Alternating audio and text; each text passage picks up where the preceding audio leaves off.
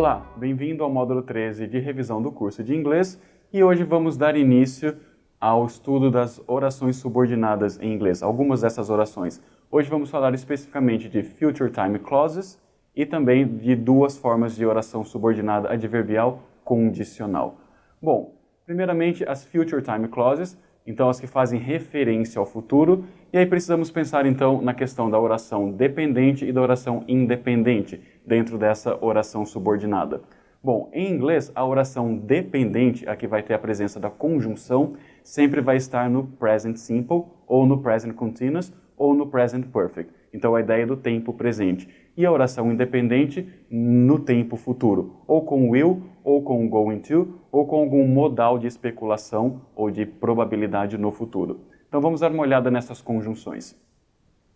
Primeiramente temos He will look for a job when he graduates. Então notem ali que a conjunção when está introduzindo a oração subordinada when he graduates e ela vem no presente. E a oração independente, he will look for a job, que está no futuro. Então ele procurará por um emprego quando ele se graduar.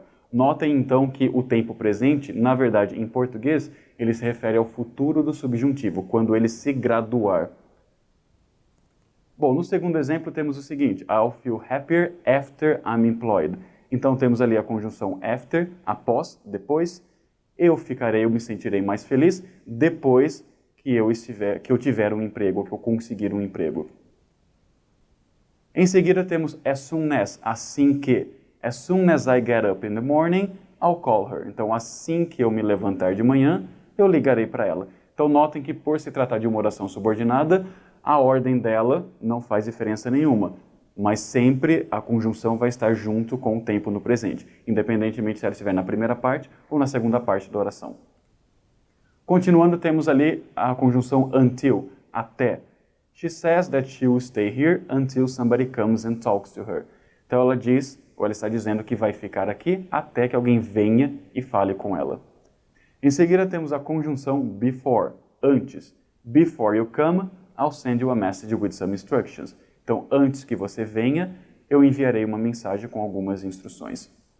Temos também ali a conjunção while, enquanto. I'm going to finish reading my book while you watch your stupid TV show.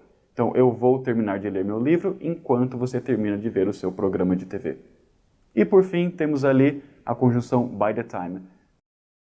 Muito cuidado porque a conjunção by the time, a gente não tem, na verdade, uma tradução específica, um equivalente para o português. A ideia é de um quando, mas na verdade é até o momento em que isso acontecer. Então ele tem a ideia de um quando, mas até esse momento em que algo acontecer. Por exemplo, by the time she gets the news, he will be living in another city. Então quando ela receber a notícia, ele estará morando em outra cidade. Então a ideia é, até o momento em que ela receba isso, ele já vai estar morando, né, em outra cidade. Bom, essas são as Future Time Clauses. Então, são as conjunções que pedem a utilização desse tipo de oração subordinada, presente e futuro.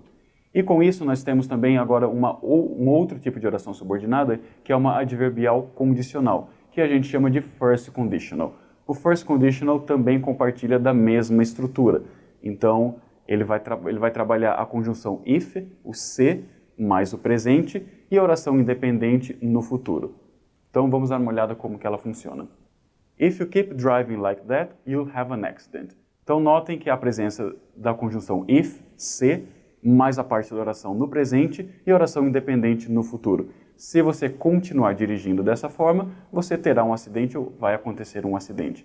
O principal uso do first conditional é para falar de causa e consequência. Então há uma causa no presente e uma consequência real possível no futuro. Então notem muito bem essa questão da função, porque alguns vestibulares têm cobrado exatamente essa questão da função. Qual que é a função do conditional, né? Qual que é a função da frase ali por trás do uso desse conditional. Vamos dar uma olhada no segundo exemplo. If it doesn't stop raining, I'm not going to Meg's party. Então, se não parar de chover, eu não irei para a festa da Meg. If we don't use water wisely, we may have none in the future. Se não usarmos água conscientemente, talvez não tenhamos nada no futuro. Então a ideia aqui é usar o presente e a segunda parte com will, com going to ou com algum modal que vai indicar uma probabilidade. Pode ser o may, pode ser o might, pode ser o could, para indicar essa probabilidade no futuro. Vamos falar de algumas possíveis funções para esse first conditional. Todo first conditional está dentro de uma causa e uma consequência. Ele vai indicar uma causa e consequência. Mas dentro dessa causa e consequência, há sempre uma intenção mais sutil, não é, do autor da frase. Vamos dar uma olhada em algumas possibilidades. Bom, o primeiro exemplo. If you do that again, I'll call the police. Então, se você fizer isso novamente, eu chamarei a polícia. Há uma causa e uma possível consequência. Mas dentro disso, qual que é a intenção do autor? E aqui a intenção é de fazer uma ameaça. Então temos uma ideia de threat. Bom, no segundo exemplo temos o seguinte. I will buy you an ice cream if you behave. Então, eu comprarei um sorvete se você se comportar.